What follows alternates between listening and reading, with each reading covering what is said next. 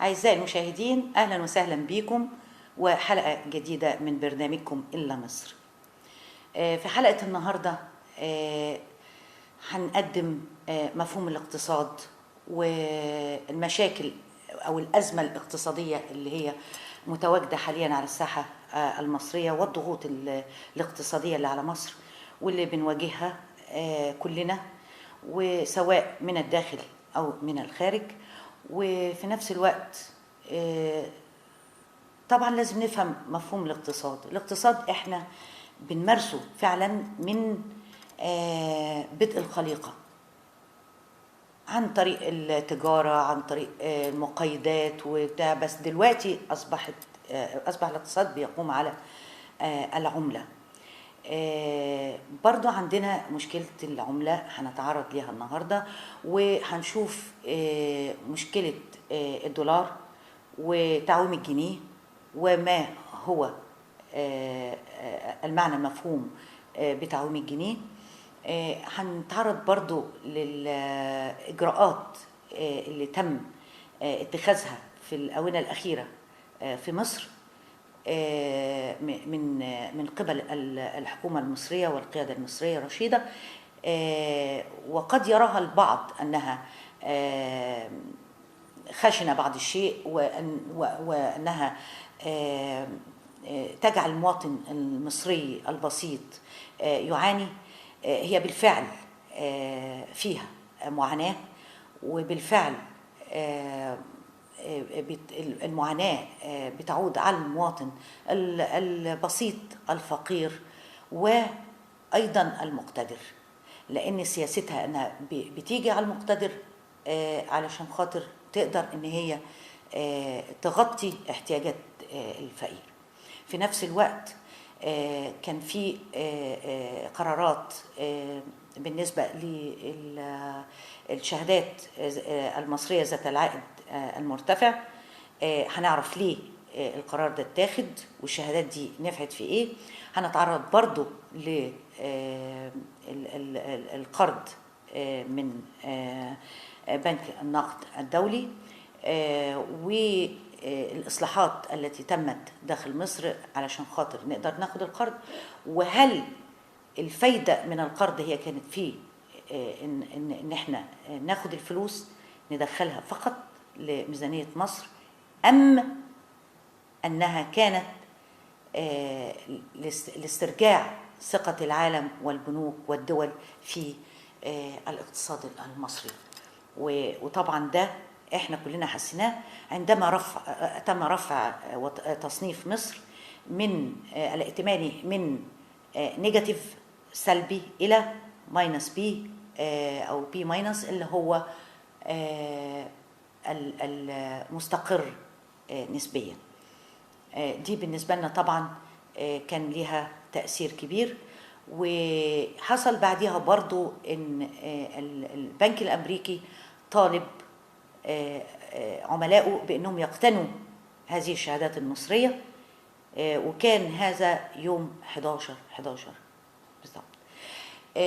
ضيف النهاردة اللي معانا هو الخبير الاقتصادي والمحاضر الدكتور رمضان النجار، وهنتعرض لكل هذه التساؤلات وهنفهم منه برضو المفهوم المصطلحات الاقتصادية، وهنشوف ما يحدث الآن في مصر وما حدث من قبل، والرؤية المستقبلية للإجراءات والقوانين المصرية التي صدرت مؤخرا، وإلى أي مدى، سواء على المدى القريب أو المدى البعيد. يلا بينا نطلع فاصل ونرجع مع ضيف البرنامج.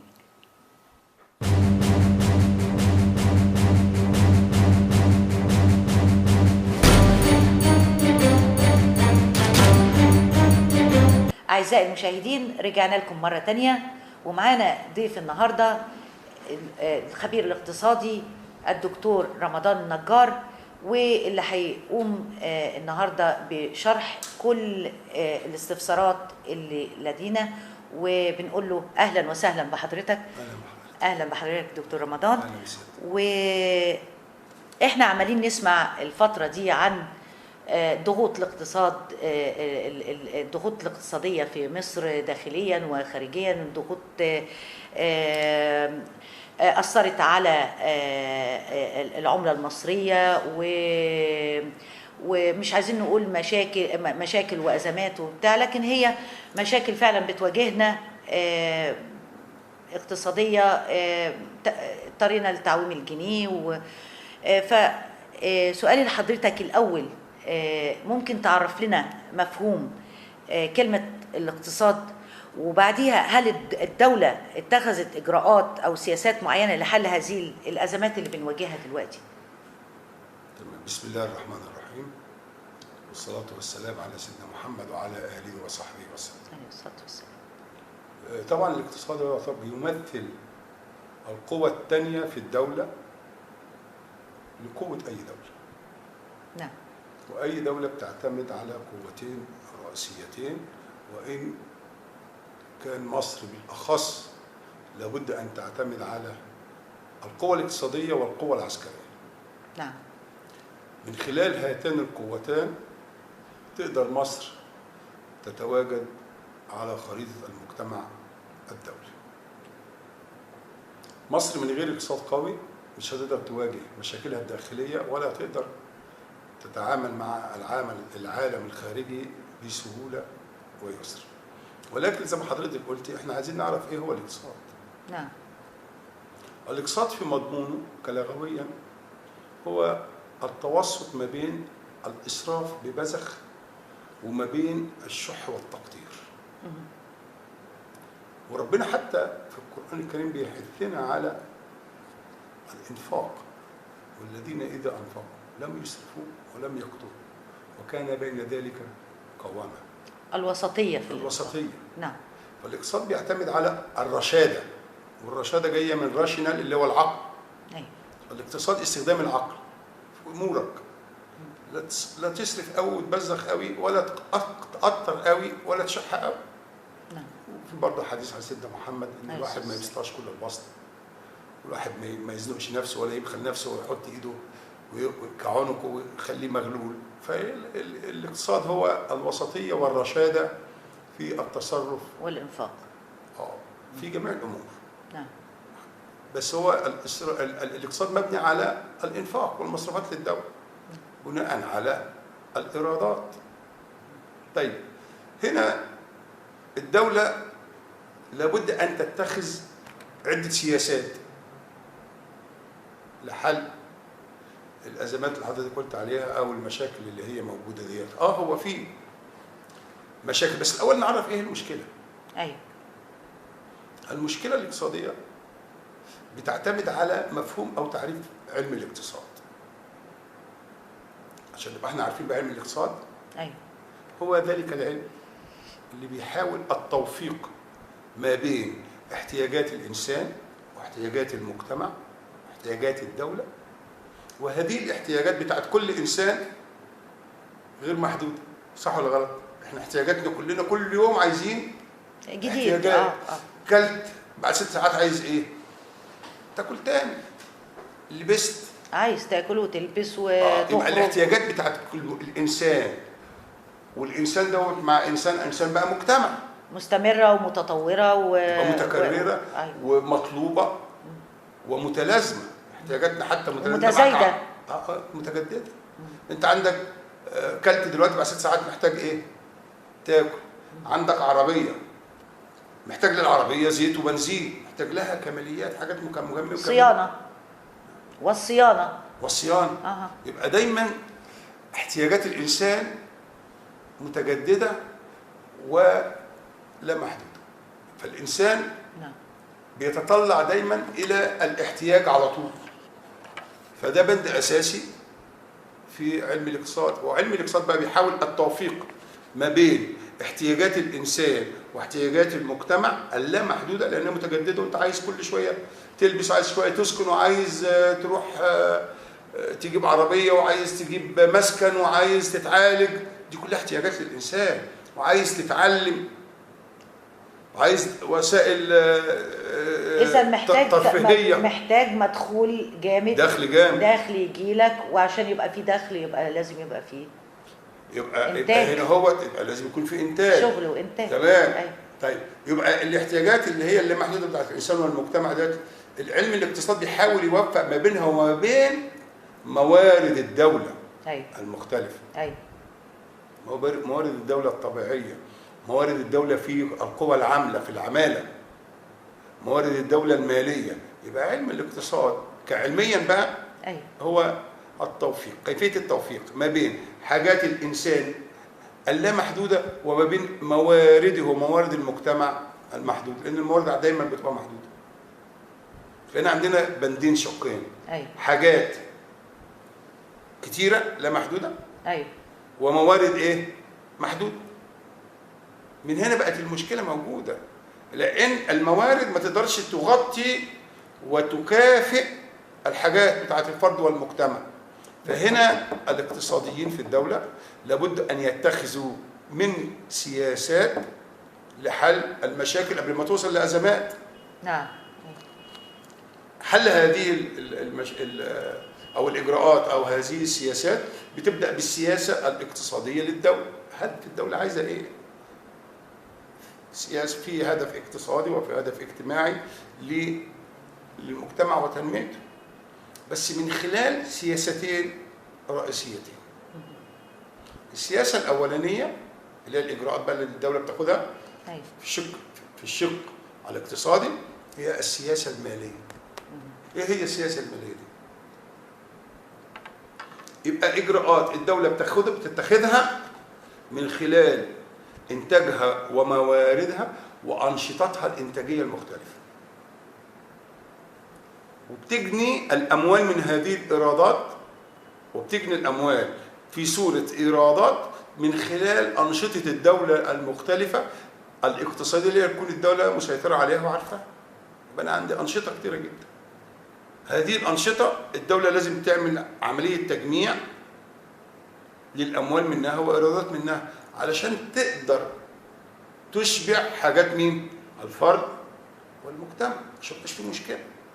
لو الدوله الانشطه اللي عندها ديت ما قدرتش تغطي احتياجات الفرد والمجتمع، بقى في هنا ايه؟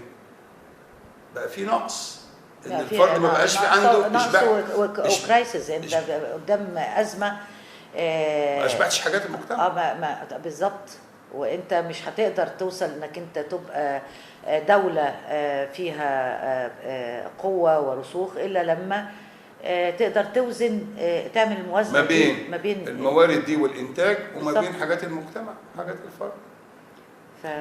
فدي ببساطه ايه هي السياسه الماليه بتاعت الدوله. نعم. اللي هي بتختص بجني الاموال من انشطه وقطاعات الدوله الاقتصاديه عموما. طيب ايه السياسه الثانيه بقى؟ أيوة. اللي هي ظهر منها الازمه الحاليه اللي احنا كنا شفناها او شفناها من اسبوع فات. ايوه. وعده شهور مضت، اللي هي ازمه سعر الصرف سعر الصرف الدولار. ايوه. ايوه. هذه السياسه بقى اللي المفروض الدوله تجابه هذه السياسه، هذه الازمه او هذه المشكله من خلال السياسه الثانيه اللي هي السياسه النقديه. يبقى أنا الدوله لا بد ان تنجح في سياستين رئيسيتين. السياسه الاولانيه اللي هي السياسه الماليه اللي هي بتختص بجني الاموال والايرادات من انشطه وقطاعات الدوله الاقتصاديه المختلفه. واحنا عارفين انشطه قطاعات الدوله المختلفه كتيره بس حضرتك ما كانتش شغاله الفتره اللي فاتت. كنا في لازم الدوله، انا قلت كلمه، لازم الدوله تكون مسيطره عليها. فهي ايه هي الانشطه والقطاعات الاقتصاديه المختلفه؟ كلنا المفروض نكون عارفينها. أيوة. اللي هي الانشطه والقطاعات الزراعيه، زراعه الانشطه والقطاعات الصناعيه والصناعه القائمه على الزراعه برضو، الصناعه تبقى قائمه على الزراعه. أيوة. كلام جميل. وفي قطاع ثالث كمان مهم، قطاع السياحه والاستثمار. أيوة. قطاع رابع مهم، قطاع الخدمات الانتاجيه. خدمات الانتاجيه. طب حضرتك ما عندكش الاساس، المصانع، يعني عندك مصانع مقفوله وعندك حاجات. هو مهم، هي دي كلها داخله. فالقوه البشريه اللي عند حضرتك مش شغاله، مش شغاله، يعني. عطلانه يعني، مش يعني حاليا وضع البلد واصل في الانشطه والقطاعات دي متوقفه تقريبا. يعني هقول لحضرتك نقدر نعتبر ان وضع البلد قبل 30 يونيو، قبل 30 يوم كان تقريبا البلد مجرفه. أيوة. يعني مفيش، يعني حتى المواطن، احنا كمواطنين كان اسلوب الدعم اللي بناخده كان خاطئ، لان كنا بناخد دعم وما بنقومش بيستنزف موارد الدوله وفي نفس الوقت او في موازنه الدوله. احنا كمان ما بننتجش. يعني المواطن المصري ما بينتجش، لا بساعات العمل ولا يعني بتواجده فيها، ولا في قطاعات الاعمال كصناعات وزراعه وبتاع. تقريبا ان هو خلاص كله ساب الزراعه وساب اللي سافر وبيشتغل بره، والبلد نفسها ما فيهاش.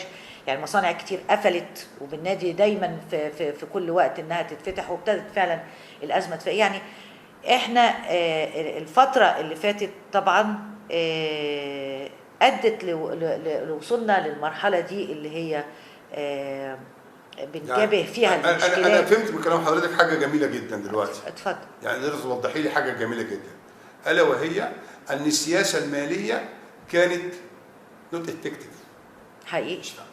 ما كانتش فعاله، ما كانتش بتفعل، ما كانتش فعاله فعلا. لان احنا زي ما انا قلت في تعريفها المبسط للمستمع العادي، ان السياسه الماليه بتعتمد على جني الاموال والحصول على ايرادات من انشطه وقطاعات الدوله الاقتصاديه المختلفه. ما كانش فيه بقى. فانت حضرتك قلت هنا اكدت على الكلام اللي انا بقوله، ان القطاعات دي كلها كانت الايراد بتاعها ايه؟ شبه منعدم. ايوه. اذا كان سواء في القطاع الزراعي او القطاع الصناعي او مفيش القطاع السياحي او القطاع الخدمي، مفيش تصدير، مفيش بتاع، قاعدين بس بنستهلك. مفيش انتاج بقى من القطاعات دي كلها. وبنستورد وده ادى للدولار طبعا قيمه عاليه جدا، وابتدى التلاعب بقى. لان انت ما عندكيش منتج من الاربع قطاعات دول. ايوه. طب المنتج دوت مفروض يغطي احتياجات المستهلك المحلي. طب والفائض من هذا المنتج من الاربع قطاعات دولت المفروض يروح فين؟ يتصدر بقى. يتصدر بره. طب انت بقى حضرتك اهو، شوف كلامك اهو جميل اهو. ايوه. طب انت لما تيجي تصدري دلوقتي بتصدري ايه؟ ما بتصدرش حاجه دلوقتي. مفيش. مفيش. يبقى احنا القطاعات الاقتصاديه احنا شعب مستهلك. خلاص بقينا شعب بنستهلك زي اللي يعني اسف في التعبير الفتره اللي فاتت كاننا بنقتل نفسينا. يبقى الهيكل الانتاجي بتاعنا هنا هو هيكل تابع للدول الخارجيه يستهلك منها، والهيكل بتاعنا الانتاجي غير قائم على الانتاج. خالص. غير قائم على التشغيل والتصنيع. ايوه. قائم على ان هو يستورد من بره. ايوه. فبالتالي بيستورد عن طريق قروض خارجيه، والدوله علشان تقدر تجيب دولار بتروح اصدرت اذون خزانه. نعم. اللي هي تعتبر دي قروض داخليه. ايوه. فبتزيد. بيوصل الرقم دلوقتي ل 3 تريليون تقريبا ولا 4. ارقام رهيبه، ارقام رهيبه. الواحد ما بيفكر فيها مش هتنام، هتقول هتظبط. بس رقم تريليون دوت ده انت عايز تشتغل 24 ساعه، مش تريليون ده عايز 48 ساعه في اليوم تنتج علشان خاطر يسد الدنيا الداخليه. طبعا عشان ترتاح. وده مش وليد اللحظه او النهارده، ده تراكمات سنين. برافو. تراكمات. انت هنا برضه جمله جميله جدا. أيوة. ده مش يعني لا يسأل عن الدين، حجم الدين الداخلي دوت اللي موجودين حاليا، الحكومات الحاليه او في السياسه الماليه الحاليه. دي تراكمات قديمه. بس هو كان يعني هو زاد الفتره دي قوي، كاد يقترب من ال4 تريليون، والتريليون يعني 1000 مليار. طيب هقول لحضرتك حاجه، بصرف النظر عن الحته دي، لان احنا طبعا احنا شايفين يعني بنحاول ان احنا ننهض باي طريقه علشان خاطر ايه وبنفكر بره الدوله ما كلامك أيوة. كويس، احنا بنحاول نفكر، بس احنا لازم نبقى عارفين ان احنا علشان يبقى عندنا سياسه ماليه ناجحه أيوة. لابد من فاعليه القطاعات الاقتصاديه الرئيسيه الاربعه. طبعا لازم تنتج طبعا، وبسرعه وفي انجاز وفكر ورغبه من اول المواطن البسيط والعامل لاكبر مناصب في البلد. يعني هو كله لازم يبقى ايد واحده ويتكاتف، وشغل ليل ونهار، مفيش تكاسل، مفيش كده يعني احنا نحاول القوه، احنا عندنا قوه بشريه رهيبه، احنا نقدر نعمل مستحيل لو أردنا كشعب إن إحنا نقوم ونغطي المبالغ الدين الداخلي اللي حضرتك بتقول عليه.